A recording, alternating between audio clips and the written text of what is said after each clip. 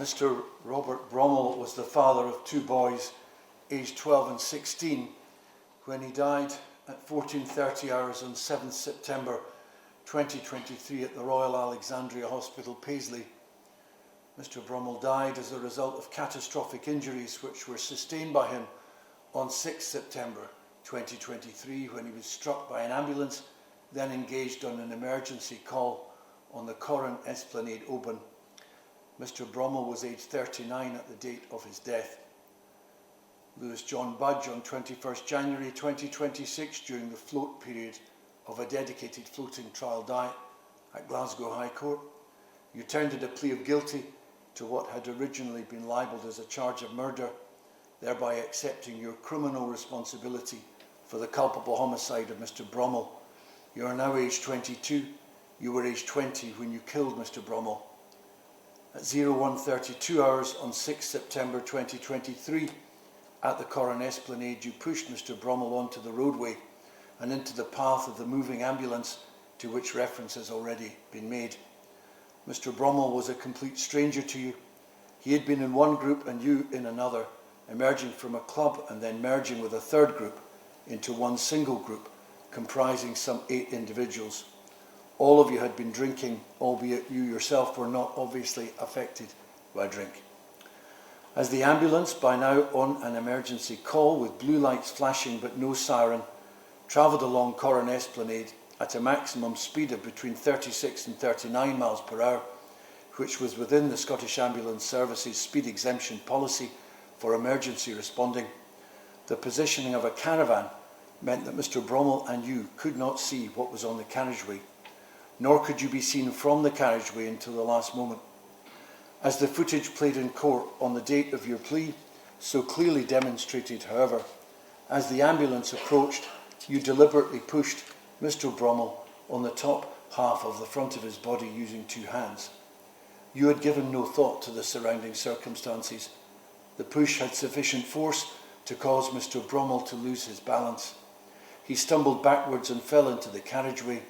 Despite an attempt by the driver to steer away from Mr. Bromell, the near side bumper of the ambulance struck Mr. Bromell's head. The driver reacted quickly but simply had no opportunity to avoid the collision. You proceeded to walk away from the scene.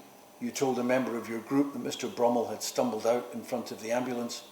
Later, with others at a flat, you stated that Mr. Bromell had tripped over himself and had fallen onto the carriageway in front of the ambulance. It was only on 14th September 2023 that the recovered ambulance footage was viewed. It clearly showed that someone, namely you, had pushed Mr. Bromell in front of the ambulance. You were subsequently identified as the perpetrator of the crime to which you have now pled guilty. The ambulance crew involved in this collision, who had not seen you push Mr. Bromell, took Mr. Bromell to the Lorne Islands Hospital in Oban. He was subsequently transferred to the Royal Alexandria Hospital. His injuries were unsurvivable.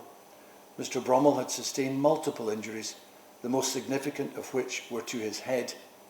In particular, there was a skull fracture extending across the base of the skull with a subsequent collection of blood under the dural membrane and on the surface of the brain. Neuropathological assessment revealed axial displacement, brainstem hemorrhage, and evidence of evolving global ischemia. He had also sustained further injuries to the chest, abdomen, and to all limbs. You are not a first offender. You have one previous conviction in the Sheriff Court for a statutory domestic abuse offence dating from July 2021. You received on that occasion a community sentence with unpaid work. The Criminal Justice Social Work Report, which has been prepared for this sentencing hearing, appears to be in very positive terms indeed, placing you at a minimum level of risk of further offending. This assessment is rather surprising, however, standing the fact that you've now been convicted of 2 offences of escalating gravity. I've also considered the numerous references tendered on your behalf. These are generally insightful and consequently of some assistance. I've listened with care to the cogent submissions advanced today in mitigation by your senior counsel.